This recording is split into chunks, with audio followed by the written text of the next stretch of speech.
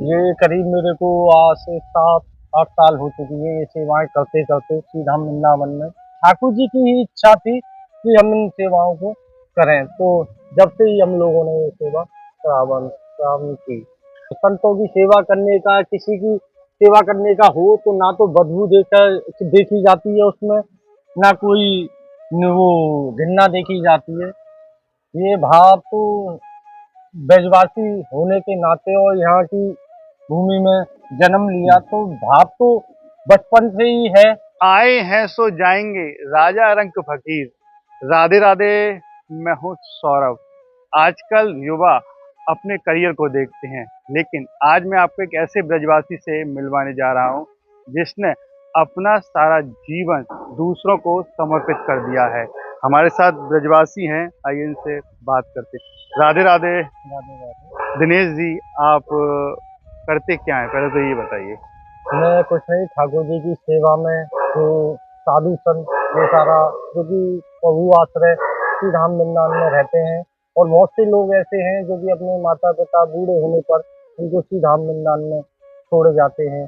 जो रोड किनारे रहते हैं तो उनको दवाई की मेडिसिन, यदि कोई बीमार है साधु संत और जिनका गोलोकवास हो जाता है तो उनकी अंतिम संस्कार की सेवा उनको यहाँ लाकर हम लोग करते हैं, क्योंकि रोडों पर ये 2-2 3-3 दिन पड़े रहने से साधु संत काफ़ी उनमें गलाव शुरू हो जाता है। बहुत ही लोग ऐसे आज के समय में हो चुके हैं कि देखकर भी वह उनकी मदद नहीं करते। एक साधु जो कि यहाँ पानी घाट किनारे खत्म हुए थे और वह 2 दिन से थे, पर किसी ने उनकी मदद नहीं की कि कोई उनका अंतिम संस्कार कर सके।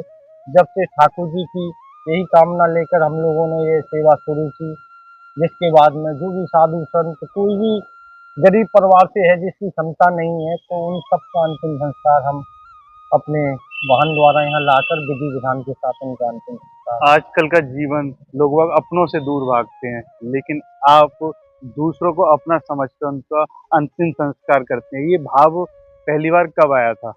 ये भाव तो ब्रजवासी होने के नाते और यहाँ की भूमि में जन्म लिया तो भाव तो बचपन से ही है, पर यहाँ की जो दुर्दशा और ऐसे साधु संतों की बहुत सी ऐसी वाणी रहती है और इनकी दुर्दशा देखकर जब ये भाव आया, क्योंकि बहुत लोग इनको देखकर अनदेखी कर देते हैं, तो सोचा कि इन सेवाओं को हम ही इन सेवाओं को करें, जिससे इन साधु संतों की पुलिस प्रशासन का पूरा सहयोग रहता है।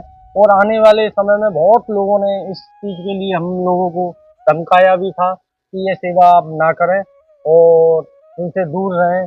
तो हमने तो ठाकुर जी के ही भरोसे, और ठाकुर जी ने जब हम लोगों को प्रेरणा दी और इस मिट्टी में हम बड़े होकर बड़े हुए हैं, तो ठाकुर जी के ही भरोसे हम आगे बढ़ते रहे। हमने कभी भी पीछे ये नहीं देखा कि ये यूँ कह रहे हैं। तो बहुत से हमारे रिश्तेदार, उनमें सब में बुराइयाँ होती है, क्या काम करता है ये, साधु संतों को उठाता है अंतिम संस्कार। तो ना तो किसी की तरफ देखकर, ये ठाकुर जी की ही इच्छा थी कि हम इन सेवाओं को करें, तो जब से ही हम लोगों ने ये सेवा प्रारंभ की। पहली बार कब किया था? जब वो पहली बार जो व्यक्ति करता है अंतिम संस्कार दूसरे का, मतलब जब किसी का शव मिलता है तो अजीब तरीके का शक, जैसे आप जिस तरीके से दुर्गंध आती है, तो कर पाए थे आप?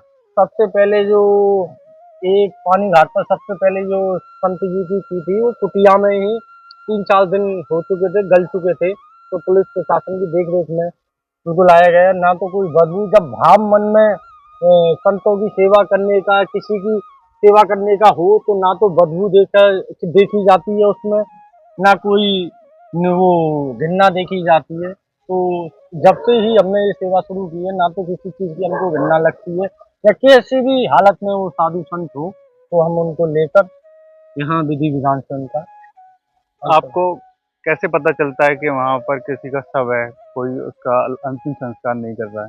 श्री धाम वृंदावन में हर जगह पर अपने भाई बंधु और सबसे ज़्यादा पुलिस प्रशासन है, जो कि उनके द्वारा हम लोगों को सूचना मिल जाती है कि एक संत जी यहाँ जो लोग वास हो गए हैं तो आप आए, तो उनके सानिध्य में और पुलिस प्रशासन की देख रेख में उनका अंतिम संस्कार हम यहाँ लाकर करते हैं। खर्चा कहाँ से आता है उसका अंतिम संस्कार, क्योंकि लकड़ी का भी प्रयोग होता है उसमें और भी सामग्री होती है। ये सारी सेवाएँ माँ ध्यान मूर्ति जी महाराज के सानिध्य में है, जो उनके ही द्वारा ये सेवा हम यहाँ तक कर पा रहे हैं, क्योंकि इन चीज़ों में काफ़ी ज़्यादा खर्चा आता है, जिनसे इनकी अंतिम संस्कार की सेवा, घी और अनेक प्रकार की जो इनमें सामग्री लगती हैं, वो सारी सेवाएं माँ ध्यानमूर्ति जी महाराज के द्वारा दी जाती हैं, और उनकी ही गाड़ी, जो कि इतनी बड़ी सेवाएं आज हम उनके द्वारा कर रहे हैं। कितने वर्षों से ये सेवा कर रहे हैं आप? ये करीब मेरे को आज से 7-8 साल हो चुकी है ये सेवाएं करते करते श्री धाम वृंदावन में। बेजबान जीव जंतु कोई भी घायल होता है उनकी सेवा, और जिन गौ माताओं का गोलोकवास हो जाता है उनको भी विधि विधान से यमुना किनारे भूमिगत कराते हैं। ये 8-9 साल हो चुके हैं इन सेवाओं को।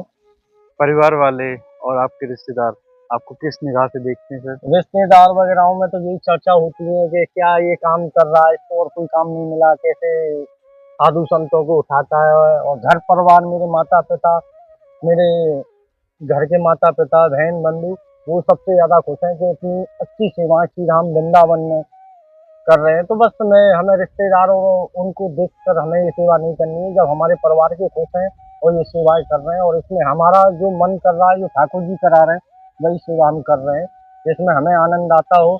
इन साधु संतों की सेवा कोई नहीं करता, उसको हम सेवा कर रहे हैं, अंतिम संस्कार कर रहे हैं, तो इससे बड़ी ठाकुर जी से बड़ी कोई भक्ति और सेवा नहीं। जिस तरीके से आपने बताया कि 8-9 वर्षों से आप ये सेवा कर रहे हैं, कभी ऐसा हुआ हो आपको बहुत डर लगा हो, या कोई आप अंतिम संस्कार करने के बाद कोई मन में भाव या कोई घटना घटी हो, ऐसा हुआ कुछ?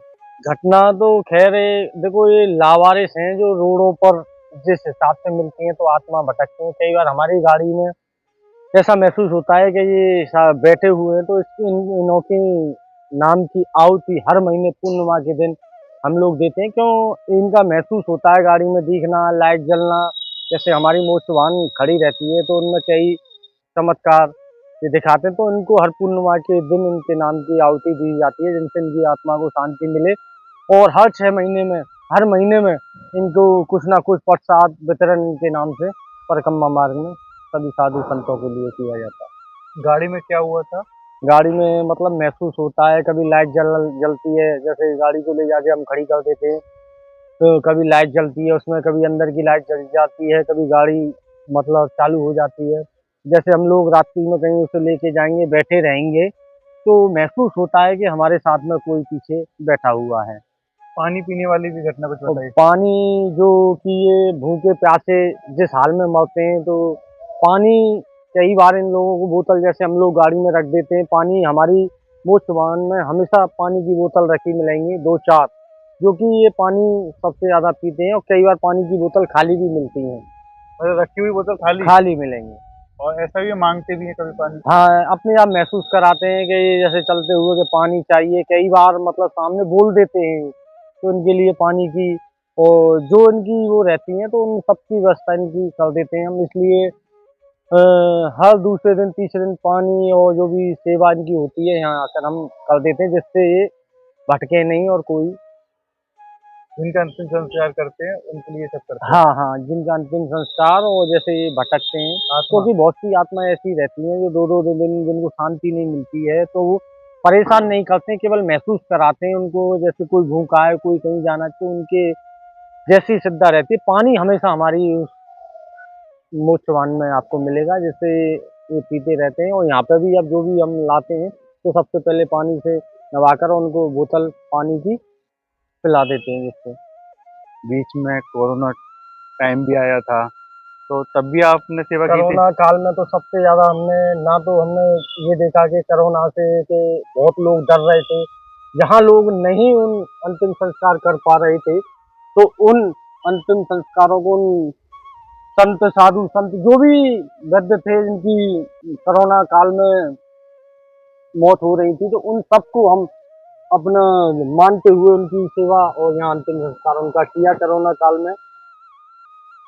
तो कितने सब लगभग आपने संस्कार किए थे कोरोना में? कोरोना में करीब 30 से 40 किए थे, जो कि उनको कोई घर परिवार का पड़ोसी भी उनको देखने ना उठाने के लिए पुलिस प्रशासन की देख रेख में ये किया था। और जब सबसे बड़ी दिक्कत यही थी कि कोरोना में कोई हाथ लगाने नहीं आ रहा था, जब सबसे ज्यादा अंतिम संस्कार सेवा 30-40 कोरोना काल में की थी हमने। डर नहीं लग रहा था आपको? डर किसका, जब जिसको जिस दिन जाना है वो तो प्रभु ने तय कर रखा है। चाहे वो कोरोना हो या कोई भी काल हो, जब मौत आती है तो उसमें ना तो कोई कोरोना देखा जाता है। ये तो ठाकुर जी की इच्छा है, जिसकी जैसे लिखी है वो उसी हिसाब से उसका अंतिम संस्कार लिखा है। जब आप किसी साधु संत को लेके आते हैं तो क्या भाव होता है मन में? यही भाव होता है कि बहुत से ऐसे वृद्ध माता हमको मिलते हैं, उनको देखकर बड़ा रोना आता है कि कैसे लोग हैं आज, कैसी दुनिया में निर्दयी लोग हैं जो बूढ़े माता पिताओं को छोड़ देते हैं। बहुत से उनका पता उसमें मिल जाता है नंबर, तो उन पर कॉल करते हैं तो वो कहते हैं हम नहीं आ पाएंगे, कर दो आप अंतिम संस्कार कर दो। तो यह बात सुनकर दिल में बड़ा ठेस होती है कि बताओ, उनके माता पिताओं की गोलोकवास होने पर, उनको सूचना देने पर भी वो नहीं आते हैं उनका अंतिम संस्कार करने। कई ऐसे भी होंगे जो विदेशों से आपको फ़ोन करते होंगे कि हम नहीं आ पाए, नौकरी कर रहे हैं, हमारा अपना उसका देहांत हो गया, आप अंतिम संस्कार कर दीजिए नहीं, ऐसे। बहुत से हैं। एक इस्कॉन के द्वारा हुआ था संत कॉलोनी में, हुँ, जो कि उनकी बहन जी थी, उन्होंने बताया कि हम नहीं आ पाएंगे, तो पुलिस प्रशासन की और वहाँ की मंजूरी लेकर जब वह अंतिम संस्कार हम लोगों ने यहाँ किया। अब तक 8 से 9 साल में कितने शवों का अंतिम संस्कार कर चुके हैं आप? अब तक तो खैर मैंने गिनती नहीं की कि सेवा भाव में कभी भी ये नहीं देखा जाता कि आज हमने ये कर दिए कि हम गाए। कभी भी हम सोशल मीडिया पर ये वीडियो नहीं डालते थे, पर बहुत लोगों ने कहा कि नहीं तुम अच्छा काम कर रहे हो, उसको डालो जिससे आदमी देखें और उनमें प्रेरणा आए, अपने अपने क्षेत्र में करें। तो 2-3 साल से मैं ये वीडियो सोशल मीडिया पर डालने लग गया हूँ, जिससे आदमी देखे और अपने क्षेत्र में सेवा करें। और लगभग आप लग, लगभग करीब 800-900 का अंतिम संस्कार हम अभी तक कर चुके हैं। 800-900 शवों का अंतिम हाँ, पूरे रीति-रिवाज से करते हैं? पूरी रीति रिवाज से प्रतिदिन। अब तो गर्मी का समय है, प्रतिदिन एक दो रोज अंतिम संस्कार। आज सुबह भी हम अंतिम संस्कार करके गए हैं। कोई दूसरे धर्म का हो तो उसको भी कोई भी धर्म का हो, देखो सेवा करने में ना तो कोई जाति देखी जाती है, ना कोई धर्म देखा जाता है। अगर जिसके मन में सच्ची सेवा हो और भगवान के प्रति प्रेम हो, वह कभी भी कोई ये जाति वगैरह नहीं देखेगा। वो उसको मन से उसका विधि विधान से सेवा करेगा, चाहे कोई भी जाति का हो, बीमार हो, घायल हो। तो उनकी पट्टी हम जगह जगह पर परिक्रमा पे, जैसे कोई गिर गया तो उसकी मदद करते हैं, कोई ज़्यादा बीमार है तो उसे अस्पताल में भर्ती करा देते हैं।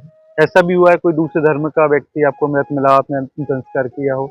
कई अब तक तो ना तो धर्म देखा है, ना कई जाति देखी है। बहुत से ऐसी निजी ट्रस्ट के हैं जो कभी भी हमने निंदा नहीं की, उनका सहयोग किया, उनको लाया और यहाँ पे विधि विधान। बहुत से परिवार ऐसे हैं, उन गरीब परिवार के जिनकी क्षमता नहीं होती है, तो वहाँ से हम अपने मुसलमान द्वारा तो यहाँ उनका विधि विधान से अंतिम संस्कार करते हैं। आप इंसानों का अंतिम संस्कार करते हैं, कई यहाँ पर ब्रज भूमि में बंदर होते हैं, गाय होती हैं, उनका इलाज करते हैं, उनका भी अंतिम संस्कार करते हैं। कोई भी घायल हो या कोई भी बेजवान हो, गौ माता, अब तक उनकी ना जाने कितने उनको भूमिगत हम कर चुके हैं। क्योंकि प्रतिदिन कहीं पर भी कोई अगर वानर राज का गोलकवास हो जाता है तो वो पड़ा ही रहेगा। कोई व्यक्ति उसको उठाकर उसकी मदद नहीं कर सकता कि हम उठाकर उसको भूमिगत करा दें। या कोई भी गौ माता का गोलकवास हो जाता है तो कोई अनदेखी कर देते हैं, और हम उनको रीति रिवाज से, विधि विधान से भूमिगत जमुना किनारे यहीं नगर निगम की जेसीबी से द्वारा उनको भूमिगत कराते हैं। राधे राधे। राधे राधे।